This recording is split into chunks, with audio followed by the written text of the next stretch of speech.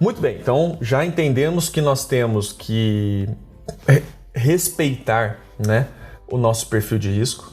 Nós temos que conhecer os riscos dos investimentos, em geral, risco de mercado, risco de crédito e risco de liquidez.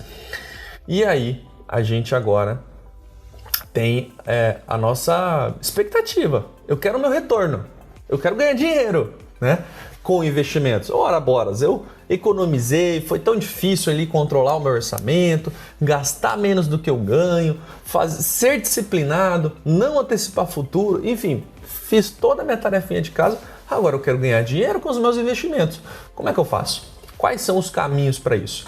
Bem, então vamos lá para os nossos slides e eu vou te mostrar aqui então. Então, a gente tem essas 3 bolinhas aqui, tá? Então, isso está em cima da mesa, né? E você tem que pegar uma bolinha em cada mão. Você não pode pegar tudo junto, tá? Então, você tem que pegar aqui na mesa, né? E você só pode pegar uma em cada mão. Beleza, então, se eu busco retorno com baixo risco, eu consigo acessar produtos como esse? Consigo, mas eu vou ter que abrir mão da liquidez. Eu vou ter que abrir mão da capacidade de transformar esse ativo, esse direito, em dinheiro disponível na minha conta com rapidez. Eu vou precisar ir para ativos que tenham vencimento.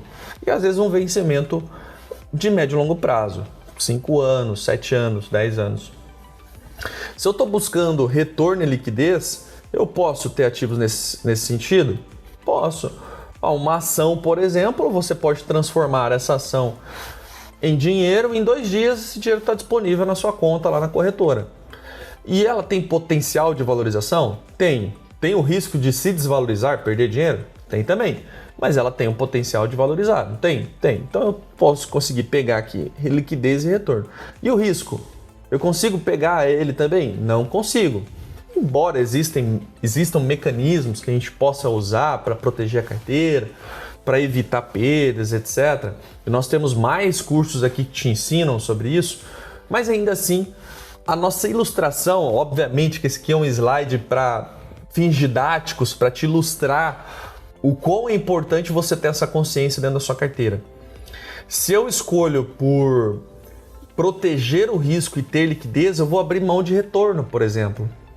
É exemplo dos CDBs de liquidez diária. Então, veja bem, eu, Thiago, tenho minha reserva financeira nos CDBs do BTG. Então, eu tenho lá um CDB do BTG Pactual na minha conta pessoa física, na minha conta pessoal, que é parte da minha reserva de emergência. Está lá nesse CDB. Quanto que ele rende? 102% do CDI. Nossa, Blanco, mas você como assessor está buscando 102% do CDI. Que rentabilidade ridícula é essa? Lembra-se que o objetivo disso que eu acabei de te falar é a minha reserva de emergência. Não é para ganhar dinheiro mesmo com essa parte do capital. Não é esse o objetivo. Então, aliás, eu preciso ter acesso fácil, simplificado a esse recurso. Então, eu não abro mão da liquidez. E segundo ponto, eu não quero perder dinheiro com ele. Eu tenho outra parcela da minha carteira que é para o risco, que ali eu aceito volatilidade, mas nessa parcela, nesse pedacinho, tem que ser protegido. Então eu não aceito correr riscos aqui também. Ah, mas você corre risco. Você mesmo disse, Blanco, que não existe investimento sem risco. Tudo bem, eu estou correndo risco BTG, risco de crédito do BTG. Tá tranquilo correr esse risco, né? Com certeza é um risco super tranquilo de se correr, dado a solidez do banco. Então, um dos maiores bancos que nós temos no nosso país e uma instituição super respeitada globalmente. Então, o risco de crédito do BTG, tudo bem, ele não me afeta em nada. Existe um risco de crédito? Existe, naturalmente existe, sempre existe. Mas é um risco muito pequenininho, muito ridículo e que está tudo bem. Eu tenho um risco de mercado nesse título? Não, a não ser que CDB comece a marcar para baixo. Não tem um risco que me onere nesse sentido. Eu tenho risco de liquidez? Não, eu posso sacar todo dia. Eu posso ir lá e pedir o resgate, porque ele tem liquidez diária. Agora, onde que eu sou penalizado nesse tipo de produto? Retorno. Porque eu peguei liquidez, peguei o risco e a bolinha do retorno ficou ali na mesa. Eu não consegui pegar ela junto, eu já ocupei minhas mãos. Então eu abro mão do retorno para que eu tenha tranquilidade no risco e tenha tranquilidade na liquidez. Ficou claro isso? E é assim que a gente tem que pensar a nossa carteira. Qual é a parcela que eu vou abrir mão do risco para buscar um retorno maior? Ou que eu vou abrir mão da liquidez para ter um conforto no risco, mas também buscando esse retorno maior. Então é um jogo nesse tripé que outra forma de explicar isso é o cobertor curto, né? Se eu cubro a cabeça, eu destampo o pé. Se eu cubro o pé, destampo a cabeça, tá certo? Então a gente precisa entender o que é melhor pra gente. E em cada parcela da nossa carteira, em cada situação, você vai ter um direcionamento específico. De novo, a importância da figura do assessor para te direcionar nessas decisões, né? Ok, e aí muito se diz sobre a diversificação da carteira. E é por isso que a gente diversifica a carteira então, Blanco? Isso! É por isso que a gente então olha para a nossa carteira e vê qual parte do nosso portfólio, qual é o objetivo daquela parte. Né? Então eu tenho parte da minha carteira que é destinada à renda, parte é destinada a buscar uma melhor rentabilidade. Parte é destinada ao cashback, por exemplo, do meu cartão. Eu não faço investimentos direto em criptomoeda. Eu, Thiago Blanco, pessoa física, não faço esse tipo de investimentos. Mas o cashback do meu cartão investe direto num fundo de criptoativo, por exemplo. Tá? Então é uma forma que eu achei de, assim, não vou olhar para esse dinheiro, então compre criptoativos. Pode ser que eu esteja errando e, de certa forma, tinha que estar comprando isso de forma direta, né? Mas, de novo, é a minha posição. E aí, eu tenho meus investimentos também de renda fixa. Então, cada parte da sua carteira tem que ter um objetivo. Essa é uma maneira de você diversificar a sua carteira. E aí, à medida que você adiciona e distribui investimentos, e obviamente, de preferência, né, investimentos que não tenham correlações, ou seja, setores diferentes, classes diferentes, como renda variável, renda fixa e etc., você vai diluindo esse risco. Agora, vai chegar num momento, que é o que a gente tem ilustrado nessa imagem aqui, que vai bater num chão e não vai passar daqui, tá? O que isso significa, né? Significa que parte do risco ele é não diversificável, ou também conhecido como risco sistêmico. Então, aqui a diversificação, ela perde o efeito. A gente continua diversificando, incluindo mais ativos na carteira, mas essa diversificação perde o efeito. Então, é como se algo acontecesse no mercado, tudo vai sentir, né?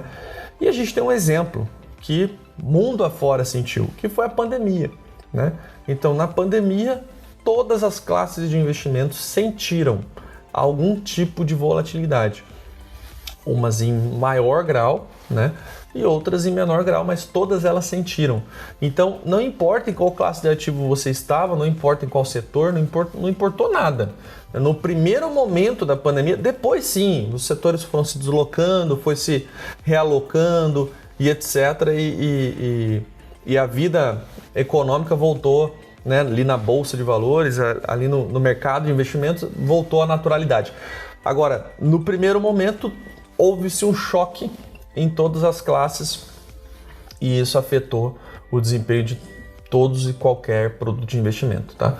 Porque é um risco sistêmico. Houve um risco, uma falha, né, sistêmica.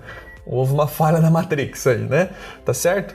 Então, passamos por esse momento de pandemia, esse momento de estresse, esse momento de incerteza e a diversificação voltou, obviamente, a fazer o seu efeito positivo, como ela deve fazer nas carteiras. Tá certo? Bom, então avançando, ainda respondendo, como que eu equilibro minha carteira? Então, conhecendo o que a gente falou agora há pouco sobre risco, potencial de retorno e liquidez, você então tem que responder qual que é o teu momento de vida. Então, o que você quer? Qual é a sua tese? Para onde você está olhando?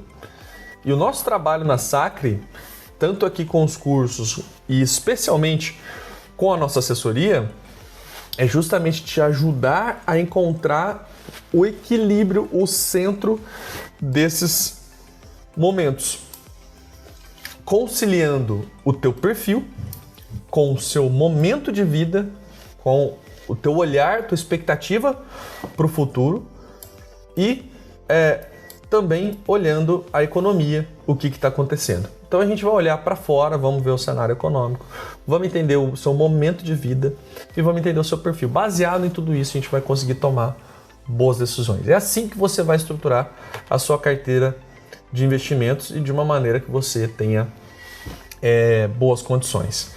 Beleza? Bom, e aí eu quero falar sobre diversificação internacional, porque é uma forma, obviamente, de equilibrar a carteira.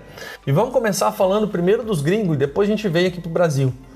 Para eu te mostrar um efeito que foi amplamente divulgado no mercado, esses dados aqui é de 2018, perdão por não colocar a fonte aqui embaixo, mas já deixando registrado aqui no vídeo, é um dado de 2018 que a gente tem o seguinte, né?